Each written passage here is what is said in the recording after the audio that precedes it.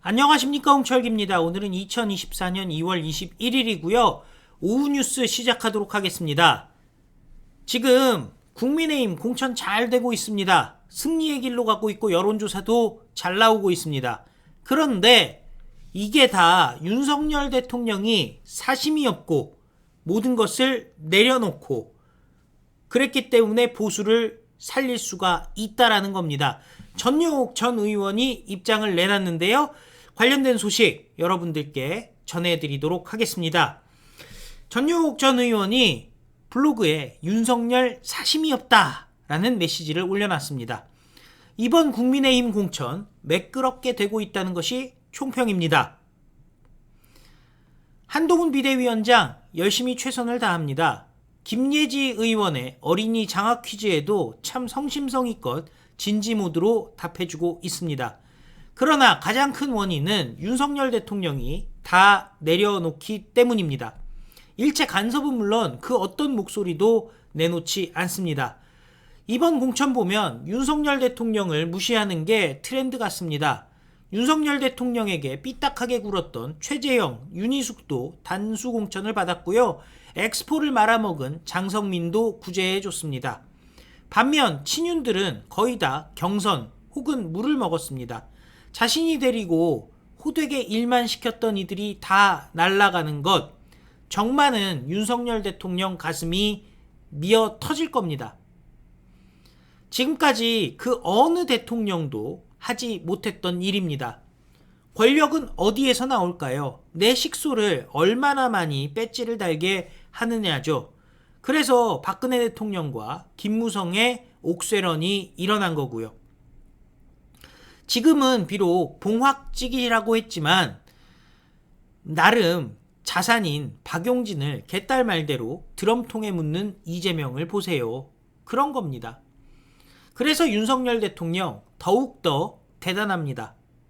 총선에서 우리가 압승한다면 윤석열 대통령이 권력을 국민 앞에 바쳤기 때문입니다. 윤석열 대통령은 메말라가던 보수의 나무를 살렸습니다. 그리고 다가오는 봄날 대한민국이란 꽃을 피게 할 겁니다. 이 모두가 윤석열 대통령이 한 줌의 사심도 없기 때문입니다. 자, 이 전효옥 전 의원의 메시지인데요. 굉장히 의미가 큽니다. 다들 한동훈 비대위원장이 잘한다, 한동훈 위원장이 대단하다, 원맨쇼다 얘기를 하고 있지만은 사실 한동훈이 여기까지 오게 된 길, 윤석열 대통령이 검사 시절부터 중이 썼고요. 또 검찰총장이 됐을 때도 중이 썼습니다. 그리고 무엇보다 윤석열 대통령이 대통령이 되고 나서 바로 법무부 장관으로 깜짝 발탁을 하면서 장제원 의원도 얘기를 했었죠. 한동훈 비대위원장의 재주를 높이 평가해서 칼 대신 펜을 쥐어주게 했다. 윤석열 대통령이 결국 한동훈 비대위원장 여기까지 이끈 것 아니겠습니까? 그렇다면은 이 또한 한동훈 위원장의 역할 또한 윤석열 대통령의 뒷받침이 없었다면 불가능했을 일이고요.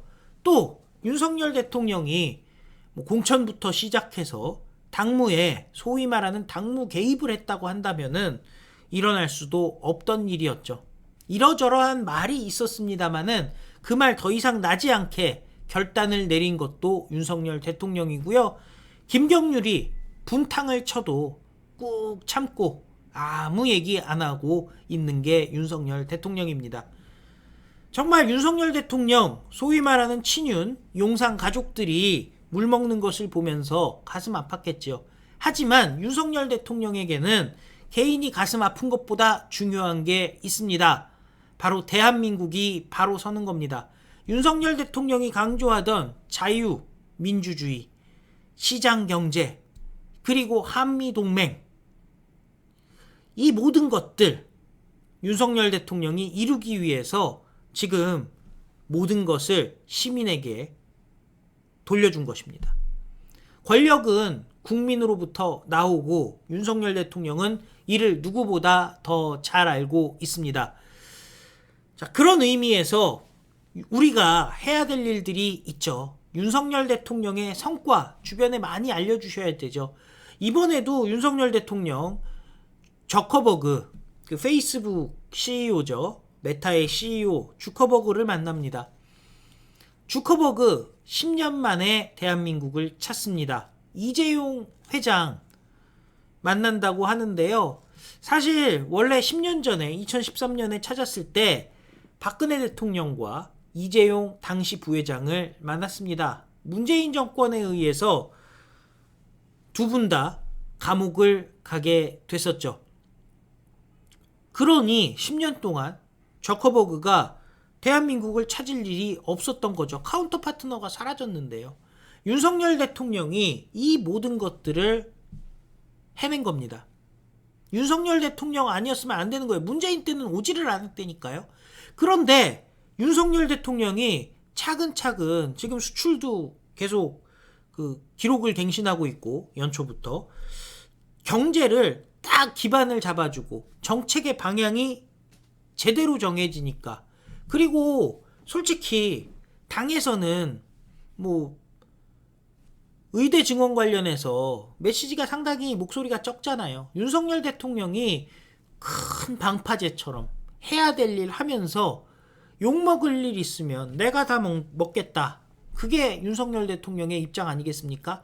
해야 될 일은 해야 한다. 그러니까 대한민국의 체질이 바뀌고 대한민국의 미래가 밝아져 오는 것 아닌가 하는 생각이 듭니다. 그런 의미에서 이번 총선이 승리를 한다면은 윤석열 대통령이 승리를 하는 것이라고 얘기해도 과언이 아니죠. 물론 선거의 승리는 국민들의 승리긴 합니다만은, 그럼에도 불구하고 윤석열 대통령의 역할이 정말 컸다는 것은 아무도 부인할 수 없을 거라는 생각이 듭니다. 이번 총선 아까 오전에 방송에도 말씀드렸듯이 굉장히 중요한 게요. 민주당이 통진당의 후신인 진보당에게 울산 북구 지역구를 내줘버렸습니다. 경기 동부연합 출신인 사람들이 바글바글거리는 진보당에다가 지역구를 내줬다는 것. 이것은 사실상 간첩 세력들이 민주당을 통해서 국회에 대거 진출할 수 있는 통로가 생겼다는 겁니다. 윤석열 대통령은 평상시 이렇게 얘기했습니다. 대한민국에 대해서 정통성을 인정하는 사람들, 자유민주주의와 시장경제라는 그 틀 안에서 대화하는 사람들과는 같이 갈 수 있는데, 그러나 북쪽만 바라보는 자들, 주사파들, 반국가주의자들 같이 갈 수가 없다라는 거죠. 그런데 민주당에서는 저런 자들을 국회에 넣으려고 합니다. 윤석열 대통령이 많은 것을 내려놓고 희생한 부분에 대해서 우리가 인정한다면은 윤석열 대통령의 뜻을 위해서라도 총선에서 압승을 거둬야 될 것이라 생각합니다. 주변에 전화도 많이 해주시고요. 좀 공천 마음에 안 드는 부분이 있더라도 확정된 거 있으면은 어쩌겠습니까? 뽑아야죠. 예. 시청해주셔서 감사드리고요. 예. 구독, 좋아요 큰 도움이 됩니다. 다 같이 외치겠습니다. 우리는 승리합니다. 감사합니다. 안녕히 계십시오.